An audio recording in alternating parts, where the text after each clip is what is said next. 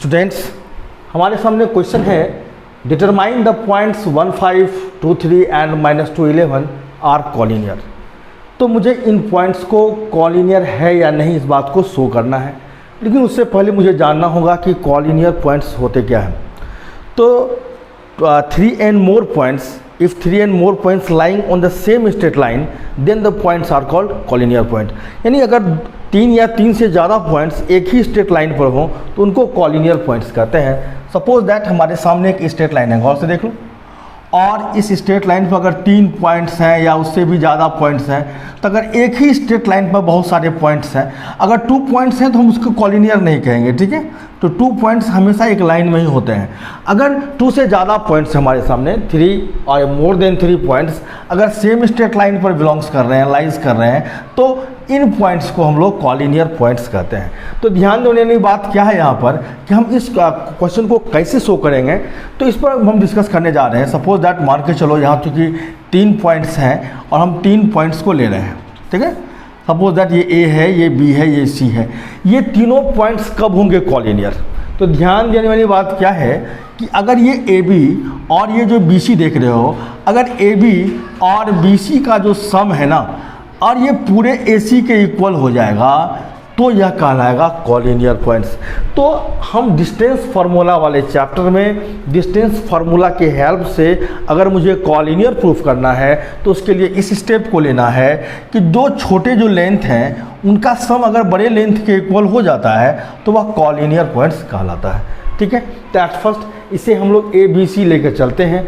अब ये क्लियर नहीं है कि ये कौन सा पॉइंट किस लोकेशन पर है, तो मुझे उस कंडीशन में तीनों की डिस्टेंस फाइंड करनी होगी। तो एट फर्स्ट हम मान के चलते हैं कि लेट ए कौन है मेरा 1, 5, बी 2, 3, सी -2, 11 आर 3 पॉइंट्स, ठीक है। अब इनको कॉलिनियर हमको अगर शो करना है तो मुझे ए बी का डिस्टेंस फाइंड करना होगा, बी सी का डिस्टेंस फाइंड करना होगा और ए सी का डिस्टेंस भी फाइंड करना होगा।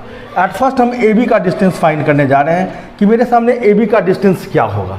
तो ए बी मैंने क्या बताया था तुम्हें डिस्टेंस फार्मूला, तो वो डिस्टेंस फार्मूला था मेरा कि x2 - x1 का स्क्वायर प्लस y2 - y1 का स्क्वायर, ओके। अब देखो x2 का मतलब क्या है और ये y2 या x1 y1 कैसे हम लोग लेंगे। तो देखो पहला जो पॉइंट है ना इसको 1 वाला लेना है और जो दूसरा पॉइंट है ना इसको 2 वाला लेना है। यानी a का जो कोऑर्डिनेट है 1 और 5 ये x1 और y1 के लिए यूज़ करना है, और जो b की जो कोऑर्डिनेट है 2 और 3 इसे x2 और y2 के तौर पर यूज़ करना है मुझे। तो x2 के लिए मुझे 2 को यूज़ करना है, b का जो x कोऑर्डिनेट है वो 2 लेना है, माइनस x1 के लिए a का कोऑर्डिनेट यानी x कोऑर्डिनेट 1 है वो लेना मुझे, होल स्क्वायर दे दो।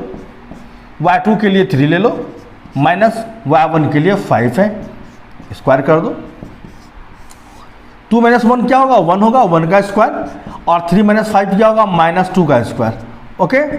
अब 1 का स्क्वायर तो 1 ही होगा, और माइनस हो या प्लस स्क्वायर तो पॉजिटिव्स होते हैं हमेशा, तो 2 का स्क्वायर केवल मुझे 4 लिखना है, एंड 4 + 1 = √5।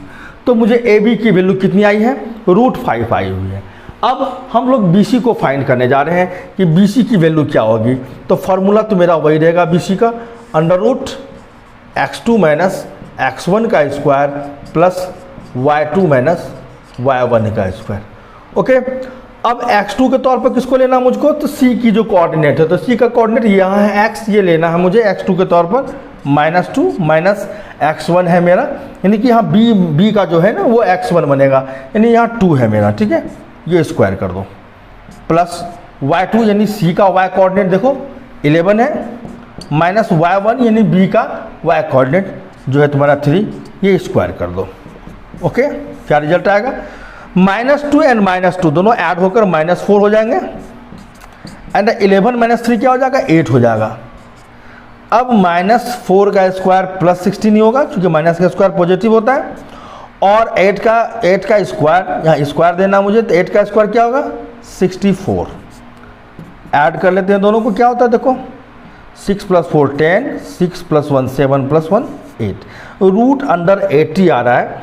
अगर इसको हम फैक्टराइज कर लें तो क्या होता है 16 5 होता है ना, क्या होता है ये 16 5 कितना होता है √80 16 5 जा और 6 देखो क्या अब लिख भी देता हूँ मैं, चलो 16 इंटू 5 और 16 का रूट क्या निकल जाएगा 4 निकल जाएगा और ये 5 जो है ना वो रूट में रह जाएगा, यानी 4 रूट 5। चूँकि एक टर्म मेरा रूट 5 के टर्म में है तो इसलिए दूसरे को भी रूट 5 के टर्म में मैं लाया हूँ ताकि एडिशन और सब्ट्रैक्शन आसान हो सके। अब मैं आगे की बात कर रहा हूँ, ए बी और बी सी फाइंड कर चुका हूँ। अब क्या फाइंड करना मुझे, तो ए सी बचा हुआ है तो ए सी को फाइंड कर लेते हैं हम लोग। ए सी अंडर रूट फार्मूला वही रहेगा x2 माइनस x1 का square plus y2 minus y1 का स्क्वायर। तो x2 के तौर पर मुझे क्या लेना है, c के कोऑर्डिनेट को लेना है जो क्या है -2 है। यहाँ पर गौर से देखो क्या है -2 है x2 तुम्हारा, और x1 इस बार a वाला लेना है x यानी 1 है, 1 लेना है, स्क्वायर कर दो। y2 कौन लेना, तो c का जो y है मेरा क्या है 11 माइनस y1 के तौर पर कर लेना तो a का y तो क्या है 5, तो 5 का स्क्वायर कर दो। ओके 2 माइनस 1 क्या होगा -3, दोनों ऐड होकर -3 का स्क्वायर हो जाएगा यहाँ पर, और 11 से 5 आगा तो क्या होगा 6 का स्क्वायर होगा। ठीक है, -3 का स्क्वायर +9 होगा और 6 का स्क्वायर 36। फाइनली रिजल्ट क्या आएगा 45, और 45 को हम क्या जानते हैं 9 इंटू 5 होता है 45। 9 का रूट क्या आ जाएगा 3 निकल जाएगा बाहर और ये रूट 5 रह जाएगा, यानी कि ए सी की वैल्यू मुझे आई है 3 रूट 5। इसमें सबसे छोटा सबसे बड़ा कौन है, ये देखो ये को 4 रूट 5 सबसे बड़ा है।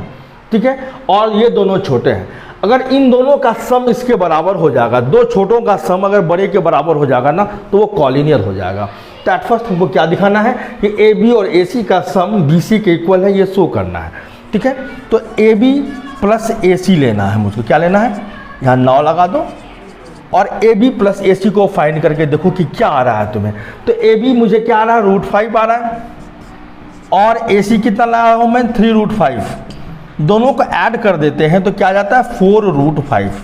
चूँकि ये 1 रूट 5 है, ये 3 रूट 5। ऐड करते वक्त ये रूट 5 तो क्या कॉमन हो जाता है, 3 + 1 4 हो जाएगा। तो 4 रूट 5 जो कि मेरी ए बी सी की वैल्यू है, तो इसके जगह मुझे बी सी लिख देना है। यहाँ लिखेंगे since A B plus A C is equal to B C, therefore A बीच में रहेगा सी, लास्ट में गया बी सी। यहाँ देखो कैसे, अब स्टेप क्या आ गया तुम्हारा, बड़ा कौन आ गया बी सी, यानी बी तुम्हारा कह रहा है यहाँ है, सी वहाँ है और तुम्हारा ए है, यानी ए बी और ए सी का सम बी सी के इक्वल हुआ है। इसका मतलब B A C are collinear points. ये क्या हो मुझे, therefore B A C are collinear points, collinear points. तो इस प्रकार से यह मुझे कॉलिनियर पॉइंट्स शो हो चुका है। अगर तुम्हें 3 पॉइंट्स दिए गए हों और उन्हें कॉलिनियर शो करना हो तो डिस्टेंस फार्मूला के हेल्प से हम कैसे शो करेंगे, उसका ये प्रोसेस है। हमें तीनों के पार्टिकुलर अलग अलग डिस्टेंस को फाइंड करना है और दो छोटे डिस्टेंस का सम अगर बड़े डिस्टेंस के इक्वल हो जाता है तो वह कॉलिनियर प्रूफ हो जाता है। इसे नोट कर लो।